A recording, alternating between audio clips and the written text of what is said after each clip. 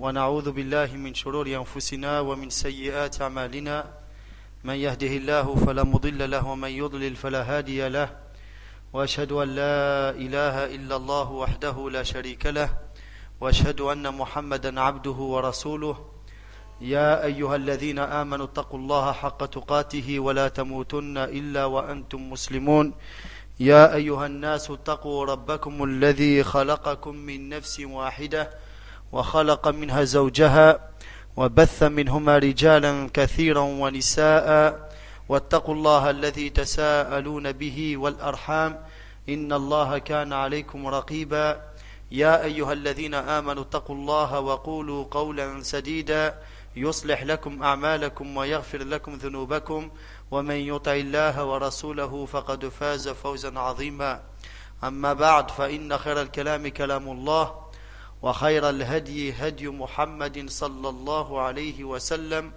وشر الأمور محدثاتها وكل محدثة بدعة وكل بدعة ضلالة وكل ضلالة في النار وبعد.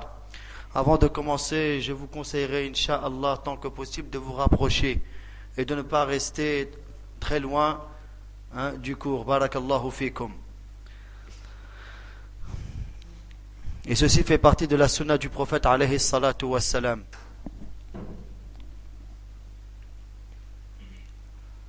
La ilaha illallah Muhammadun Rasulullah sallallahu alayhi wa sallam. C'est le témoignage et la clé de l'islam. Le prophète alayhi salatu wassalam nous dit بني الإسلام على خمس شهادة أن لا إله إلا الله وأن محمدا رسول الله jusqu'à la fin du hadith.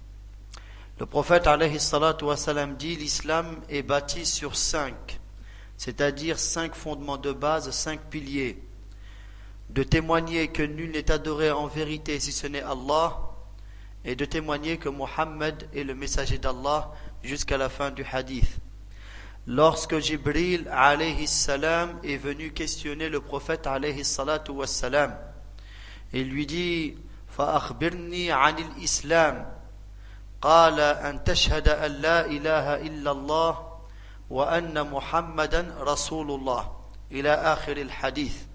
Lorsque Jibril questionna le prophète alayhi salatu wassalam en lui disant informe-moi sur l'islam, il lui répondit alayhi salatu wassalam, c'est que tu attestes que nul n'est adoré en vérité si ce n'est Allah et que Mohammed est le messager d'Allah jusqu'à la fin du hadith. C'est les conditions de l'islam.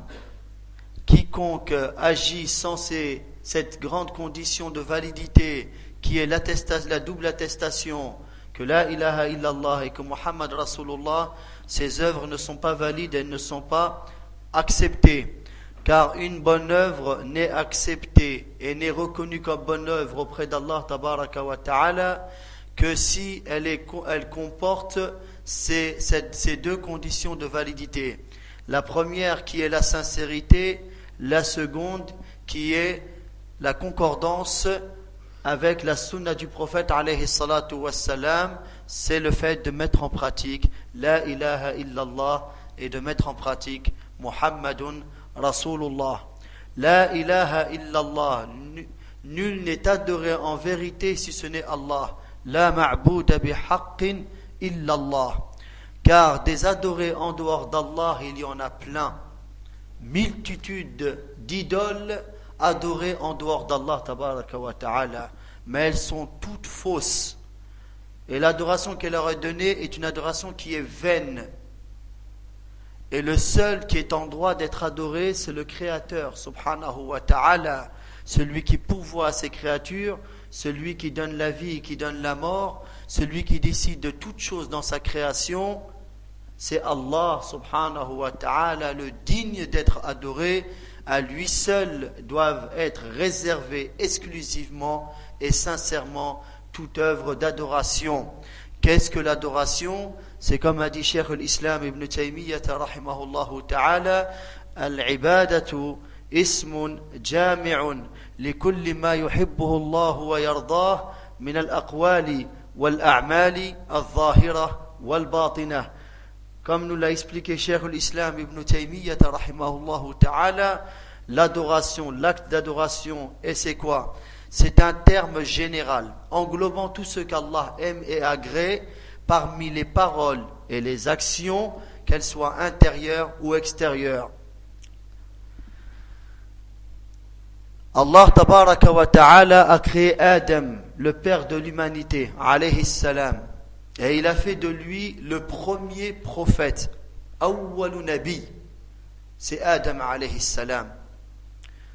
Adam s'est retrouvé sur terre en tant que prophète et a prêché la ilaha illallah à sa descendance. Après la mort de Adam alayhi salam, comme nous le dit Abdullah ibn Abbas radiyallahu anhuma, il s'est écoulé 10 siècles entre Adam et Noé, le prophète Noé. Tout le monde était sur l'islam. Tout le monde était sur l'islam. Adorer autre que Allah subhanahu wa ta'ala n'existait pas. Jusqu'à l'époque du peuple de Noé alayhi salam. Et là, le peuple de Noé, ils avaient 5 hommes pieux.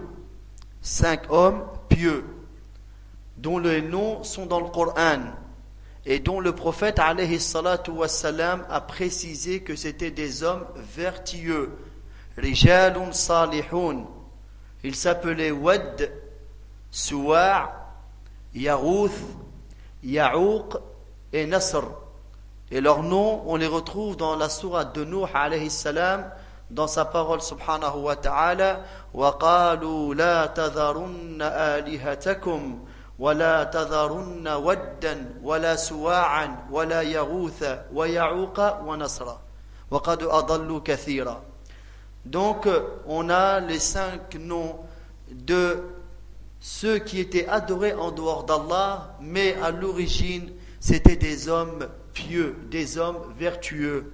Lorsqu'ils sont morts, Shaitan, le diable, a insufflé à certains du peuple de Nuh pourquoi ils ne feraient pas en mémoire de ces 5 hommes pieux des statues à leur effigie, en hommage à eux. Et que ces statues soient mises à l'endroit où ils avaient l'habitude de se réunir. Et lorsque les gens passeront devant ces statues, ce n'est pas pour les adorer, seulement lorsqu'ils passent devant, ils se rappellent, ils se mémorisent la piété et la bienfaisance de ces hommes-là, et cela les poussera à agir en bien. Car Ash-Shaytan, qui a demandé à Allah subhanahu wa ta'ala, lorsqu'il a su qu'il sera éternellement voué à l'enfer pour avoir désobéi et pour avoir fait preuve d'orgueil envers Allah subhanahu wa ta'ala, il a demandé à Allah de lui laisser la vie jusqu'à la fin du monde. Donc il a de la patience là-dessus pour amener la descendance de Adam dans l'égarement et l'éloignement de la droiture et de l'adoration d'Allah subhanahu wa ta'ala. Donc la génération est partie, d'autres générations sont arrivées, et en finalité, ils sont arrivés à ce que voulait Iblis. Ils en sont arrivés à adorer ces statues en dehors d'Allah. Et là, pour la première fois sur terre, le polythéisme est né, est arrivé. Et là, Allah subhanahu wa ta'ala a envoyé un homme de ce peuple, c'est Nuh alayhi salam. Et il fut élu prophète. Puis Allah l'a élu en tant que messager, et puisque l'islam, qui est la soumission à Allah subhanahu wa ta'ala et l'adoration due à Allah subhanahu wa ta'ala, a été corrompu par cette adoration donnée à autre que Allah subhanahu wa ta'ala, il fut le premier messager. Awwalu Rasoul, Nuhun alayhi assalam. Et il a appelé son peuple à la ilaha illallah, à l'adoration que de Allah subhanahu wa ta'ala seul, lui seul est digne de recevoir les adorations. Personne en dehors d'Allah n'est en droit de recevoir une quelconque adoration. Tous les prophètes, ça c'est pour vous dire quand est-ce qu'est né le shirk, le polythéisme, qui est le contraire du monothéisme, qui est le fait d'adorer une seule divinité, qui est la véritable divinité, qui est Allah subhanahu wa ta'ala. Et tous les prophètes, tous les messagers ont appelé leur peuple et leur nation à la ilaha illallah. Comme Allah tabaraka wa ta'ala nous le dit bien dans le Coran, وَلَقَدْ بَعَثْنَا فِي كُلِّ أُمَّةٍ رَسُولًا أَنِ اعْبُدُوا اللَّهَ وَاجْتَنِبُوا الطَّاغُوتَ. Et nous avons envoyé à chaque nation, à chaque peuple, un messager pour inviter son peuple de n'adorer que Allah et de délaisser, de s'éloigner de tout ce qui est adoré en dehors de lui. De même qu'Allah tabaraka wa ta'ala nous dit dans le Coran,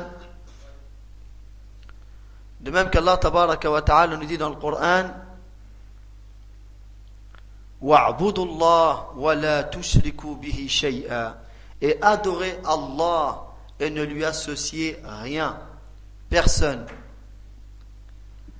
Et le prophète Mohammed sallallahu alayhi wa sallam n'est pas venu avec quelque chose de nouveau, mais il est venu faire revivre la ilaha illallah. Et il était face à un peuple qui était en plein dans le polythéisme. Les Arabes de la Mecque qui avaient la Kaaba, qui avaient hérité de la religion de Ibrahim alayhi salam et de son fils Ismaïl alayhi salam, au fil du temps, ils en sont arrivés à corrompre la religion monothéiste et à adorer des divinités en dehors d'Allah tabaraka wa ta'ala. On s'est retrouvé du vivant du prophète alayhi salatu wassalam avec plus de 360 statues adorées en dehors d'Allah à l'intérieur et autour de la Kaaba. Et donc le prophète alayhi salatu wassalam a été envoyé et il a appelé son peuple à la ilaha illallah. Son peuple, d'un point de vue général, ont rejeté son appel, car c'était des Arabes qui comprenaient le langage du Coran, qui a été révélé dans une langue arabe claire, bilisanin arabiyyin mubin. Et le prophète Mohammed sallallahu alayhi wa sallam, qui parlait un arabe clair, il comprenait clairement ce que cela voulait dire la ilaha illallah. Et qu'en disant la ilaha illallah, ils se devront de rejeter tout ce qui est adoré en dehors d'Allah. Mais ils n'ont pas accepté. Et lorsqu'ils venaient à leur lieu de réunion et ils leur disaient Ya qawm, qulu la ilaha illallah tuflihu, au peuple, dites la ilaha illallah et vous réussirez. Qu'est-ce qu'ils ont dit? Ils ont dit Aja'al al-alihata ilahan wahida inna dhalika la shay'un ujab. A-t-il fait de toutes les divinités une seule divinité? C'est une chose bien étrange. Innahum kanu idha qila lahum la ilaha illallah yastakbirun. Et lorsqu'il leur a été dit la ilaha illallah, ils s'enorgueillaient. Ils ne l'acceptaient pas car ils comprenaient et ils savaient ce que demande la ilaha illallah. Quraysh, ils reconnaissaient Allah subhanahu wa ta'ala. Ils savaient qu'Allah c'est lui le créateur et c'est lui qui pourvoit à ses créatures. Ils savaient que c'est lui qui donne la vie et la mort. Ils en étaient conscients. Mais dans les actes d'adoration et de dévotion, ils adoraient avec Allah d'autres divinités comme on a vu un peu plus tôt. Et le fait d'avoir reconnu l'existence d'Allah et d'avoir fait preuve de monothéisme dans le domaine de la seigneurie d'Allah subhanahu wa ta'ala, cela n'a pas empêché de les considérer comme des polythéistes qui sont voués à l'enfer éternellement. Allah les a considérés ainsi que son prophète Mohammed sallallahu alayhi wa sallam. Allah nous dit dans le Coran, وَلَئِن سَأَلْتَهُمْ مَنْ خَلَقَ السَّمَاوَاتِ وَالْأَرْضِ لَيَقُولُنَّ اللَّهُ.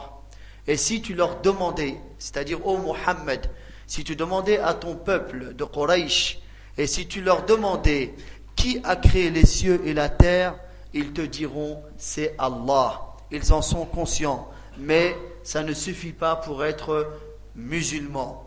Car le gros du problème sur la question, c'est dans le domaine de la divinité, dans le domaine de l'adoration, et eux, ils vouaient des cultes à autre que Allah subhanahu wa ta'ala.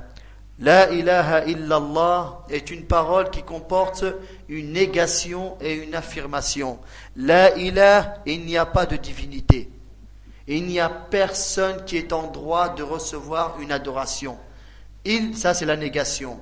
Illallah, sauf Allah, excepté Allah. Et là c'est l'affirmation. C'est-à-dire que lui seul est en droit de recevoir les adorations de ses serviteurs. Et là, on retrouve la sincérité qui est demandée et le culte exclusif réservé à Allah qui est demandé. Allah tabaraka wa ta'ala nous dit dans le Coran, Ala lillahi dinul khalis. N'est-ce pas qu'à Allah appartient la religion sincère? وَمَا أُمِرُوا إِلَّا لِيَعْبُدُوا اللَّهَ مُخْلِصِينَ لَهُ الدِّينَ حُنَفَاءَ وَيُقِيمُوا الصَّلَاةَ وَيُؤْتُوا الزَّكَاةَ وَذَلِكَ دِينُ الْقَيِّمَةِ. Et il ne leur a été ordonné que de vouer un culte exclusif, sincère à Allah. À lui appartient la religion et d'accomplir la salat, de donner la zakat, et voilà la religion de droiture. Et Allah tabaraka wa ta'ala le demande à son prophète Muhammad sallallahu alayhi wa sallam lorsqu'il lui dit Fa'budillaha mukhlisan lahud-din. Adore donc Allah avec sincérité, à lui appartient la religion. De même qu'Allah tabaraka wa ta'ala nous explique que le contraire de tawhid, du monothéisme, le fait d'adorer Allah seul, c'est le polythéisme, c'est le shirk, l'association, le fait de vouer un culte à autre que Allah tabaraka wa ta'ala, c'est le seul acte qu'Allah tabaraka wa ta'ala ne pardonne pas. Lorsqu'Allah nous dit dans le Coran, Inna Allah la yaghfiru an yushraka bih. Certes, Allah ne pardonne pas qu'on lui associe qui que ce soit ou quoi que ce soit. Et en dehors de cela, il pardonne à qui il veut. Et de même qu'Allah tabaraka wa ta'ala avertit son prophète Muhammad sallallahu alayhi wa sallam que s'il vient à associer, toutes ses œuvres seront vaines, elles tomberaient. وَلَقَدْ أُوحِيَ إِلَيْكَ وَإِلَى الَّذِينَ مِنْ قَبْلِكَ لَإِنْ أَشْرَكْتَ لَيَحْبَطَنَّ عَمَلُكَ وَلَتَكُونَنَّ مِنَ الْخَاسِرِينَ. Et il t'a été révélé à toi, c'est-à-dire au Muhammad sallallahu alayhi wa sallam, et à ceux qui t'ont précédé parmi les prophètes et les messagers, que si tu associes, si tu fais du polythéisme, tes œuvres tomberaient et tu serais parmi les perdants. Le prophète alayhi salatu wassalam, nous montrant les vertus et les bienfaits de la ilaha illallah, nous dit, parmi les hadiths qui vont dans ce sens, on a ce hadith عن أبي هريرة رضي الله عنه قال رسول الله صلى الله عليه وسلم أشهد أن لا إله إلا الله وأني رسول الله لا يلقى الله بها عبد غير شاك فيهما إلا دخل الجنة رواه مسلم في صحيحه. D'après Abu Hurayrata radiyallahu anhu, qui dit que le messager d'Allah sallallahu alayhi wa sallam a dit: je témoigne que nul n'est adoré en vérité si ce n'est Allah, et que je suis le messager d'Allah. Il n'y a pas un serviteur qui rejoint Allah avec ces deux attestations, sans douter sur ces deux attestations, Allah le fera entrer au paradis. Rapporté par Muslim. وعن أبي هريرة رضي الله عنه أيضا أن النبي صلى الله عليه وسلم قال: من لقيت وراء هذا الحائط يشهد أن لا إله إلا الله مستيقنا بها قلبه فبشره بالجنة رواه مسلم. Et toujours d'après Abu Hurayrah radiyallahu anhu qui dit que le messager d'Allah sallallahu alayhi wa sallam lui a dit: celui que tu trouves derrière ce mur, car ils étaient à l'intérieur d'une bâtisse, il lui dit: celui que tu trouves derrière ce mur et qui témoigne de la ilaha illallah avec certitude de son cœur, annonce-lui le paradis. Rapporté par Muslim. وعن طارق ابن أشيم الأشجعي عن النبي صلى الله عليه وسلم قال: من قال لا إله إلا الله وكفر بما يعبد من دون الله حرم ماله ودمه وحسابه على الله عز وجل رواه مسلم. D'après Tariq ibn Hashim al-Ashja'i, que le prophète sallallahu alayhi wa sallam a dit: celui qui dit la ilaha illallah et qui mécroit en ce qui est adoré en dehors d'Allah, ses biens et son sang deviennent sacrés et son jugement est auprès d'Allah.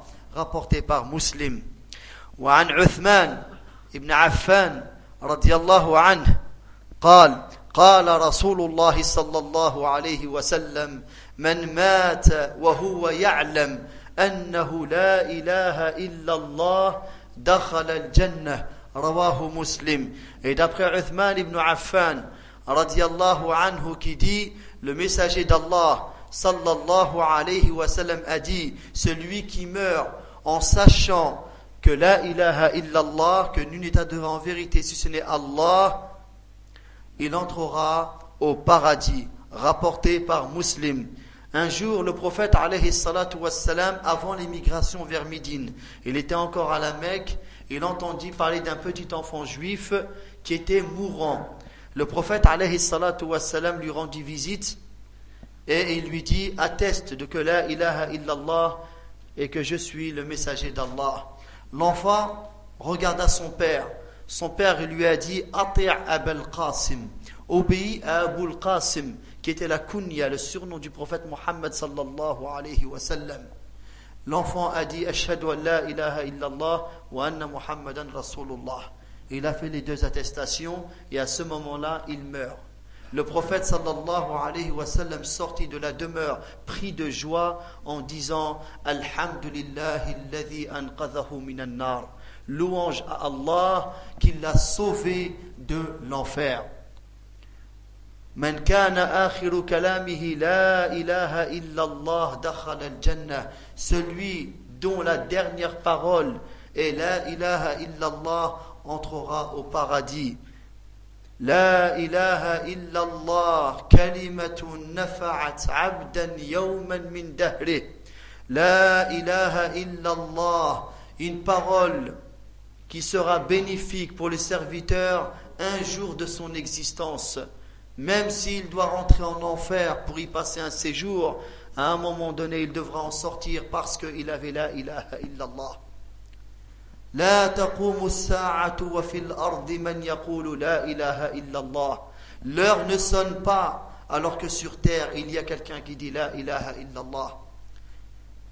لو وضعت لا إله إلا الله في كف الميزان ووضعت السماوات والأرضون ومن فيهن في الكف الآخر لرجحت بهن لا إله إلا الله.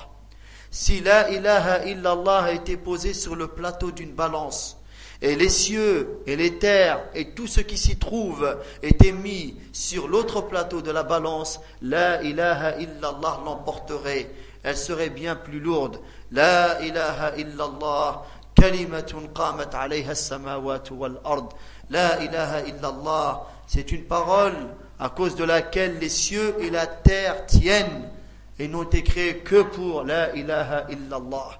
La raison pour laquelle Allah tabaraka wa ta'ala nous a créés, comme il nous le dit bien dans le Coran: وَمَا خَلَقْتُ الْجِنَّ وَالْإِنسَ إِلَّا لِيَعْبُدُونَ مَا أُرِيدُ مِنْهُمْ مِنْ رِزْقٍ وَمَا أُرِيدُ أَنْ يُطْعِمُونَ إِنَّ اللَّهَ هُوَ الرَّزَّاقُ dhul quwwatil matin.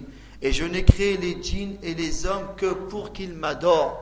قالها عبد الله بن عباس رضي الله عنهما إلا ليعبدون أي ليوحدون, qui fassent preuve de monothéisme, qu'ils adorent une seule divinité, la véritable divinité qui est Allah tabaraka wa ta'ala.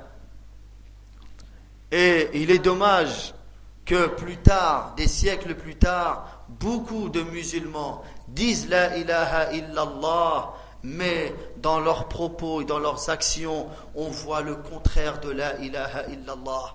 On les voit vouer des cultes et des actes d'adoration et ils les donnent à autre que Allah tabaraka wa ta'ala. L'invocation, comme a dit le prophète alayhi salatu wassalam, ad-du'a'u huwa al-ibadah. L'invocation, c'est l'adoration. Car soit on est en train d'invoquer Allah tabaraka wa ta'ala parce qu'on connaît comme invocation ad-du'a, soit on accomplit des actes d'adoration et dans nos actes d'adoration, on est en train de demander à Allah tabaraka wa ta'ala. Ad-du'a huwa al-ibadah. L'invocation, c'est l'adoration.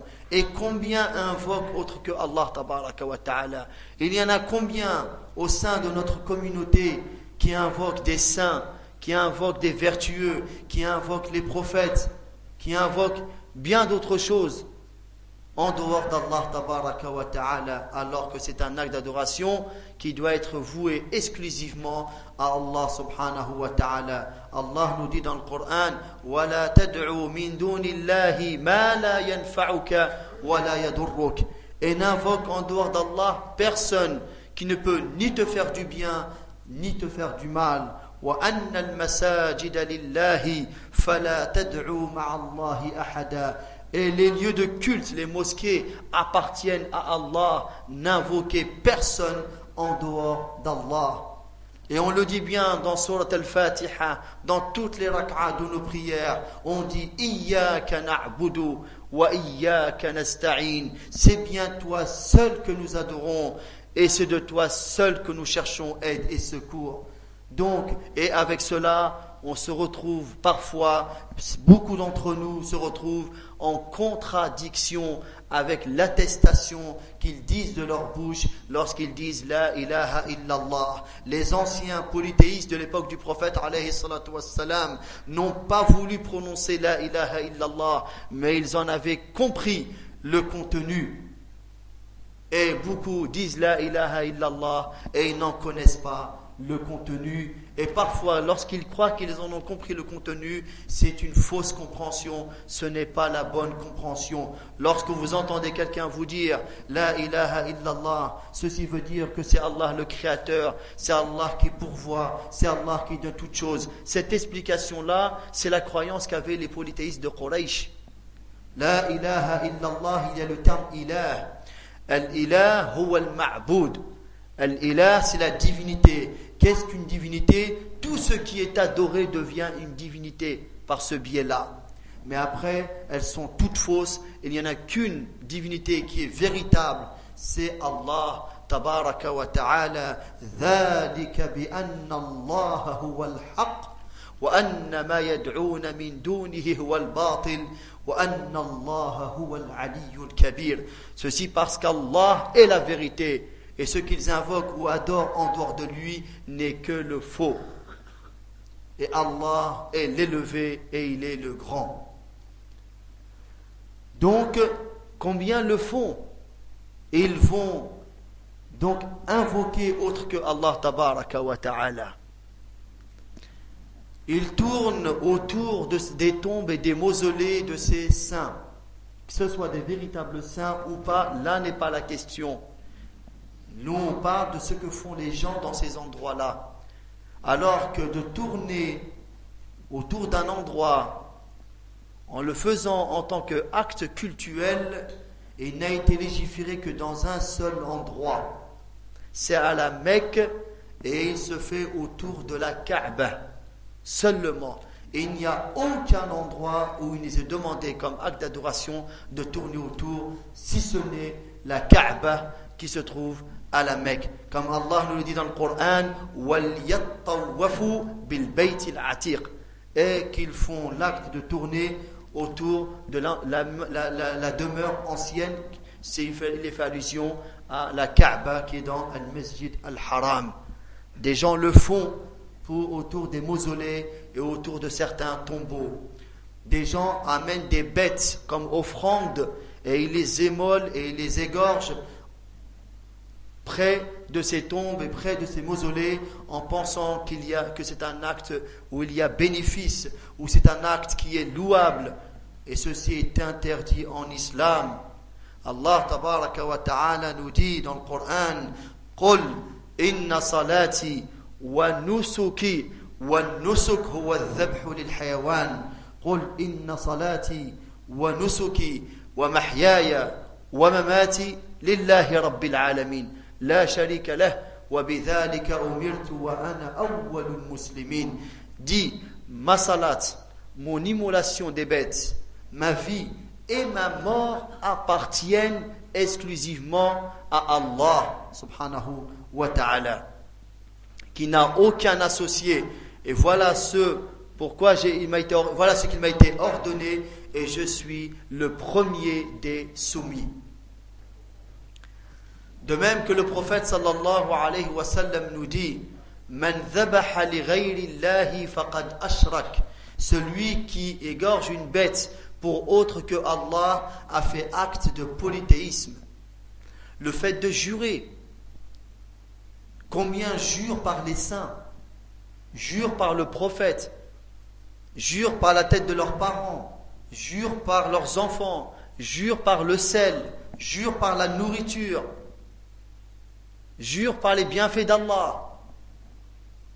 Et combien de formes. Et tout ceci est contraire au monothéisme véritable, qui est de ne jurer que par Allah tabaraka wa ta'ala. Lui, Allah subhanahu wa ta'ala, kama qal, la yus'alu amma yaf'al wa hum yus'alun. Il n'est pas questionné sur ce qu'il fait, mais eux, les créatures, ils sont questionnés. Lui, il jure par ce qu'il veut comme créature subhanahu wa ta'ala. Mais nous, en tant que créature, on ne doit, lorsqu'on jure, de jurer que par le créateur subhanahu wa ta'ala. Allah, dans le Coran, il dit Wash-shamsi, il dit Wal-qamari, il dit Wal-duha, il dit Wal-layli, il dit Wal-asr. Il jure par des créatures, par l'aube, par la nuit, par le soleil, par la lune, par le jour, par le temps. Il jure par ce qu'il veut, subhanahu wa ta'ala. Mais nous, on se doit de jurer que par Allah tabaraka wa ta'ala. D'un côté, le prophète sallallahu alayhi wa sallam nous dit, Man kana halifan falyahlif billahi aw liyasmut. Celui qui vient à jurer, qu'il jure par Allah ou qu'il se taise. Man halafa bi ghayri Allahi faqad kafar aw ashrak. Celui qui jure par autre que Allah a fait acte de mécréance ou acte de polythéisme. De même, les gens en sont arrivés même à un degré bien plus grave que les polythéistes de l'époque du prophète alayhi salatu wassalam.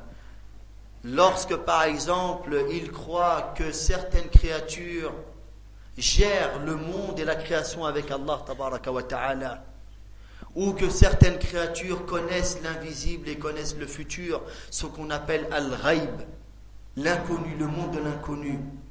Et combien ils croient, jusqu'à qu'on se retrouve face à des gens de notre communauté, ils ont peur que tel saint ou tel shir ait accès au secret qui est au fin fond de son cœur, là où personne ne peut rentrer. Eh bien, ils pensent qu'il y a des créatures qui peuvent y entrer, subhanallah, alors que c'est exclusif à Allah tabaraka wa ta'ala. Même les polythéistes de Quraysh n'étaient pas arrivés à ce degré dans l'égarement. Allah tabaraka wa ta'ala nous dit dans le Coran, alladhina yu'minuna bil ghaib. Lorsqu'il parle des croyants, une des caractéristiques du croyant, c'est qu'il croit en ce monde inconnu qu'on appelle al-ghaib, qui concerne le passé, le présent, le futur, le monde de l'inconnu. Tout ce monde-là entre dans al-ghaib. Et ceci est exclusif à Allah tabaraka wa ta'ala. Allah nous dit dans le Coran, Alimul ghayb, fala yuzhiru ala ghaybihi ahada illa man irtada min rasoul. Le connaisseur de l'ghayb, et n'en donne connaissance à personne, sauf celui qu'il a choisi ou qu'il a voulu parmi les messagers. C'est-à-dire que lorsque les messagers nous parlent dans le domaine de l'ghayb, à l'origine ils ne connaissent pas le ghayb. Mais à ce moment-là, dans ce qui nous informe dans le domaine de l'ghayb, c'est Allah tabaraka wa ta'ala par le biais de la révélation qui leur en donne connaissance. Allah nous dit dans le Coran, قُلْ لَا يَعْلَمُ مَنْ فِي السَّمَاوَاتِ وَالْأَرْضِ الْغَيْبَ إِلَّا اللَّهُ وَمَا يَشْعُرُونَ أَيَّانَ يُبْعَثُونَ. Dis, personne, ni dans les cieux, ni dans la terre, ne connaît le ghayb, sauf Allah, et ils ne savent même pas quand est-ce qu'ils seront ressuscités. Un jour, le prophète, alayhi salatu wassalam, revenant d'une bataille, une femme esclave prise de joie a fait un petit chant pour le prophète sallallahu alayhi wa sallam. Et dans ce qu'elle disait, elle a dit wa fina nabiyyun ya'lamu ma fi ghadi. Elle a dit, et parmi nous se trouve un prophète qui sait ce qui se passera le lendemain. Le prophète sallallahu alayhi wa sallam l'a repris en lui disant la taquli hadha la ya'lamu al-ghayb illa Allah. Ne dis pas cela, ne connaît le ghayb que Allah subhanahu wa ta'ala. De même qu'Allah tabaraka wa ta'ala, il nous parle des clés de l'ghayb. Il nous dit dans le Coran wa indahu mafatihul ghayb la ya'lamuha illa hu. Et lui appartient les clés de l'ghayb, ne les connaît que lui seul. Le prophète Muhammad sallallahu alayhi wa sallam nous dit Mafatihul ghaybi khamsun la ya'lamuhunna illa Allah. Le prophète sallallahu alayhi wa sallam dit les clés de l'ghayb sont au nombre de 5, ne les connaît que lui seul subhanahu wa ta'ala. Puis ثم تلا قوله تعالى إن الله عنده علم الساعة وينزل الغيث ويعلم ما في الأرحام وما تدري نفس ماذا تكسب غدا وما تدري نفس بأي أرض تموت إن الله عليم خبير. Puis il récita le verset où Allah nous dit dans le sens du verset à Allah appartient la connaissance de l'heure, quand est-ce qu'elle viendra. Et c'est lui qui fait descendre la pluie. Nul ne sait le moment précis où la pluie elle va tomber. Et il sait ce qu'il y a dans les matrices, dans les ventres des mères. Nul ne sait ce qu'il y a dans le ventre d'une maman. Et subhanallah, vous connaissez le hadith où le prophète sallallahu alayhi wa sallam nous parle de la création du fœtus dans le ventre de sa mère. Et il parle de 3 phases. 40 jours, 40 jours, 40 jours. Lorsqu'on les additionne, ça fait 120 jours. 40, 80, 120. 120 jours, c'est l'équivalent de 4 mois. À ce moment-là, l'ange est envoyé et il insuffle la vie à ce fœtus. Subhanallah. Et la science d'aujourd'hui ne sait que et ne reconnaît qu'une femme est enceinte qu'à partir du 4e mois. Et c'est là que le fœtus est vivant. Avant cela, nul ne sait. Il n'y a qu'Allah tabaraka wa ta'ala qui sait. Et c'est lui qui sait ce qu'il y a dans les matrices. Et nulle âme ne sait sur quelle terre elle mourra. Et nulle âme ne sait ce qu'elle acquérera le lendemain. Certes, Allah, c'est lui qui sait et qui en a la connaissance. Et on voit des gens croire aux marabouts, croire aux devins, croire aux charlatans. C'est tous des charlatans. Au nom de l'islam. Al-Hajj Bamba, Al-Sheikha, un tel. Et ça passe dans les radios, et ça passe dans des chaînes satellitaires. Et les gens les contactent, surtout les femmes. Et ils vont voir les marabouts, et ils dépensent de leur argent, et ils croient en ce qu'ils disent. Et si jamais il s'avère que ce qu'ils ont dit va arriver, alors là, leur conviction, elle ne fait qu'augmenter. Subhanallah. Les gens lisent l'horoscope.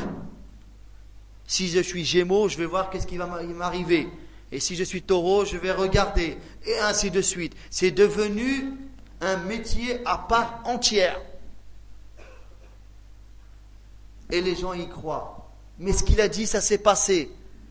Mais si ces gens savaient le futur, vous croirez qu'ils continueraient à être des devins ou des marabouts, à habiter dans des petits studios, dans des petites ruelles perdues, à courir après quelques euros, quelques centimes? Subhanallah, ils gagneraient dans toutes les loteries de la terre. Ils ne seraient pas des pauvres types comme on les voit à courir derrière un euro. Subhanallah. Et nous, on a la conviction en Allah tabaraka wa ta'ala que c'est des menteurs et que c'est des gens qui travaillent avec les démons parmi les hommes et les djinns. Et l'islam nous demande de ne même pas prêter attention à ces gens-là, mais de s'en éloigner. Même par curiosité, on n'a pas à s'en approcher. Subhanallah. Le prophète alayhi salatu wa salam nous dit: Man ata arrafan aw kahinan fasa'alah lam tuqbal lahu salatun 40 layla. Lam tuqbal lahu salah 40 layla. Celui-là, il n'y croit même pas. Il est seulement parti questionner. Comme certains, ils prennent ça à la rigolade. On va regarder ce qu'il dit, subhanallah. Le shirk, le polythéisme, l'acte le plus abominable, le plus grand crime qui existe. On prend ça à la rigolade, subhanallah. La hawla wa la quwwata illa billah. Celui qui va les voir, ces devins, ces charlatans, et les questionne, sa prière n'est pas acceptée pendant 40 nuits. Pendant 40 nuits, sa prière n'est pas acceptée. Et dans l'autre hadith, Man ata arrafan aw kahinan fasaddaqahu bima yaqul faqad kafara bima unzila ala Muhammad. Celui qui va les voir et il croit en ce qu'ils disent aura mécru en ce qui a été révélé sur Muhammad sallallahu alayhi wa sallam. Des gravités dans la communauté musulmane. Ne soyez pas étonnés de l'état de la communauté, ce qu'on est très loin de ce premier principe de l'islam qui est la ilaha illallah. Donc, on se doit d'apprendre la ilaha illallah, d'apprendre les conditions de la ilaha illallah, d'apprendre les obligations de la ilaha illallah, d'apprendre les annulations de la ilaha illallah pour être à l'abri de ces annulations, pour bien comprendre la ilaha illallah et pour bien vivre avec cette parole qui est la ilaha illallah. Certains actes de polythéisme que je vous ai cités, je les ai cités que par exemple. Et il y en a plein d'autres et ils sont répandus dans nos pays et dans notre communauté. Qu'Allah nous en protège de ce grand mal. Muhammadun Rasulullah sallallahu alayhi wa sallam. Il faut avoir la conviction ferme qu'il est le dernier prophète et le dernier messager. Comme Allah tabaraka wa ta'ala nous le dit bien dans le Coran, Ma kana Muhammadun aba ahadim min rijalikum walakin Rasulallah wa khataman nabiyyin. Muhammad n'était le père d'aucun de vos hommes, mais il est le messager d'Allah et le sceau, le dernier des prophètes. Le prophète Muhammad sallallahu alayhi wa sallam nous dit La nabiyya ba'di, il n'y a pas de prophète après moi. Parmi les caractéristiques propres au prophète Muhammad sallallahu alayhi wa sallam, c'est que lui, contrairement à tous les prophètes d'auparavant, il a été envoyé vers tous les mondes, vers les hommes et les djinns, de toute race et de toute origine. Alors que les prophètes d'avant étaient envoyés spécialement à leur nation et à leur peuple. Comme il l'a dit alayhi salatu wassalam, وَكَانَ النَّبِيُّ يُبْعَثُ فِي قَوْمِهِ خَاصَّةً وَبُعِثْتُ إِلَى النَّاسِ كَافَّةً. Et le prophète était envoyé seulement pour sa propre population, sa propre nation, son propre peuple, et moi j'ai été envoyé vers tous les gens. Allah tabaraka wa ta'ala nous dit dans le Coran وَمَا أَرْسَلْنَاكَ إِلَّا كَافَّةً لِلنَّاسِ بَشِيرًا وَنَذِيرًا. Et nous t'avons envoyé vers tous les gens, vers tous les mondes, comme annonciateur et avertisseur. De même qu'Allah tabaraka wa ta'ala nous dit dans le Coran, وَمَا أَرْسَلْنَاكَ إِلَّا رَحْمَةً لِلْعَالَمِينَ. Et nous ne t'avons envoyé que comme miséricorde vers les mondes.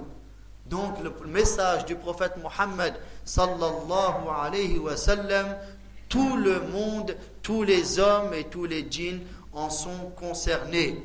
Le prophète sallallahu alayhi wa sallam nous dit, لا يسمع بي أحد من هذه الأمة ولا يهودي ولا نصراني ثم لا يؤمن بالذي أرسلت به إلا دخل النار.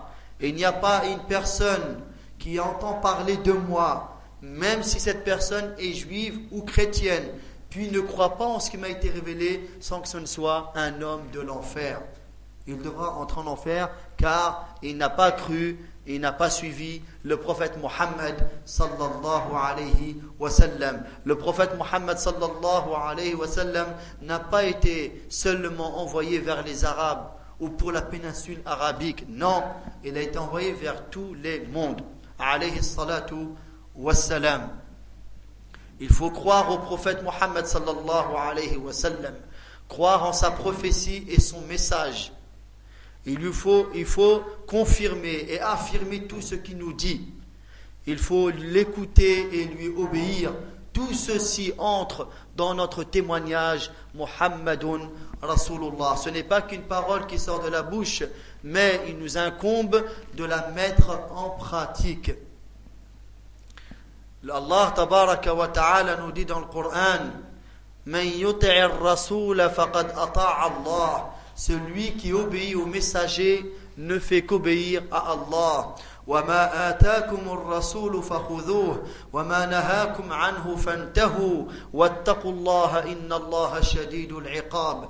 Et ce que le messager vous donne, vous ordonne, accomplissez-le, prenez-le. Et ce qu'il vous interdit, abstenez-vous-en. Et craignez Allah, car Allah est douloureux dans son châtiment. فَلْيَحْذَرِ الَّذِينَ يُخَالِفُونَ عَنْ أَمْرِهِ أَنْ تُصِيبَهُمْ فِتْنَةٌ أَوْ يُصِيبَهُمْ عَذَابٌ أَلِيمٌ. Que craignent ceux qui vont à l'encontre de son ordre, qu'un trouble ne les touche ou un châtiment douloureux. وَمَنْ يُشَاقِقِ الرَّسُولِ مِنْ بَعْدِ مَا تَبَيَّنَ لَهُ الْهُدَى ويتبع غير سبيل المؤمنين نوله ما تولى ونصله جهنم وساءت مصيرا. Et quiconque fait scission avec le messager après que le bon chemin lui soit montré et ne suit pas la voie des croyants, on le fera détourner comme il s'est détourné et nous le jetterons dans la géhenne. Et quelle mauvaise demeure. Ya ayyuhalladhina amanu ati'u Allah wa ati'u ar-rasul. Ô vous qui avez cru, obéissez à Allah et obéissez au messager. Nous disons dans nos prières dans Surat al-Fatiha, Ihdina as-sirata al-mustaqim. Guide-nous vers le droit chemin. Allah nous dit que si on veut être guidé, on se doit d'obéir au prophète Mohammed sallallahu alayhi wa sallam lorsqu'il nous dit wa in tuti'uhu tahtadu. Et si vous lui obéissez, vous serez guidés. Donc on se doit d'écouter et d'obéir au prophète alayhi salatu wassalam, et ça c'est une condition de validité de notre attestation que Mohammed est le messager d'Allah sallallahu alayhi wa sallam.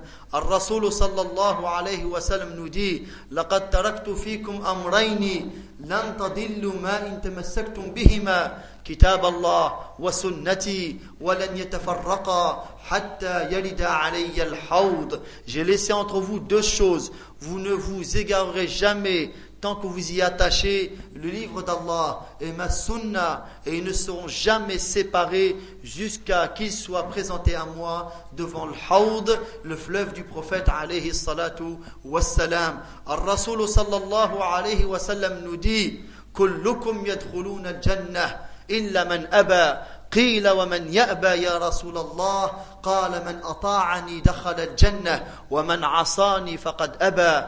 Vous tous, vous entrerez au paradis, sauf ceux qui ne le veulent pas. Il a été dit, mais qui d'entre nous ne veut pas entrer au paradis? Au messager d'Allah, le prophète sallallahu alayhi wa sallam de répondre, celui qui m'obéit entrera au paradis, celui qui me désobéit, c'est qu'il ne l'a pas voulu. De même que le prophète sallallahu alayhi wa sallam nous dit, لَقَدْ تَرَكْتُكُمْ عَلَى مِثْلِ الْبَيْضَاءِ لَيْلُهَا كَنَهَارِهَا لَا يَزِيغُ عَنْهَا إِلَّا هَالِكٌ. Je vous ai laissé sur un chemin droit qui est clair de jour comme de nuit. Ne s'en égare après moi qu'un homme voué à la perdition. قال العرباض بن سارية رضي الله عنه وعظنا رسول الله صلى الله عليه وسلم موعظة بليغة ولجت منها القلوب وذرفت منها العيون حتى ظننا أنها موعظة مودع فقلنا يا رسول الله أوصنا قال أوصيكم بتقوى الله والسمع والطاعة وإن ولي عليكم عبد حبشي فإنه من يعش منكم فسيرى اختلافا كثيرا فعليكم بسنتي وسنة الخلفاء الراشدين المهديين من بعدي تمسكوا بها وعضوا عليها بالنواجذ وإياكم محدثات الأمور فإن كل بدعة ضلالة. Dans ce hadith, d'après le compagnon Al-Irbad ibn Sariyah radiyallahu anhu nous dit, le messager d'Allah sallallahu alayhi wa sallam nous a fait une exhortation qui a fait frémir les cœurs et pleurer les yeux. Nous avons pensé que c'est une exhortation d'adieu. Alors nous avons dit, ô messager d'Allah, fais-nous des recommandations. Il leur a dit, je vous recommande la crainte d'Allah, la piété envers Allah et d'écouter et d'obéir, même s'il advient que c'est un esclave abyssin qui devient votre chef, car celui qui vivra parmi vous verra, rencontrera beaucoup de différends, beaucoup de divergences. Alors cramponnez-vous, attachez-vous à ma sunna et à celle de mes califes bien guidés qui viennent après moi, mordez-la à pleines dents et attention à toute nouveauté en religion, car toute innovation est un égarement. De même que le prophète sallallahu alayhi wa sallam avait pour habitude de dire à la fin de l'introduction de ses discours, amma ba'd fa inna khayra al-kalami kalamullah وخير الهدي هدي محمد صلى الله عليه وسلم وشر الأمور محدثاتها وكل محدثة بدعة وكل بدعة ضلالة وكل ضلالة في النار. Après ceci, la meilleure des paroles, c'est la parole d'Allah. La meilleure des voix, c'est la voix de Muhammad sallallahu alayhi wa sallam. Et la pire des choses, c'est l'invention dans le domaine du culte, car toute invention est une innovation. Toute innovation est un égarement et tout égarement mène en enfer. De même que le prophète alayhi salatu wassalam nous dit, Man amila amalan laysa alayhi amruna fahuwa rad.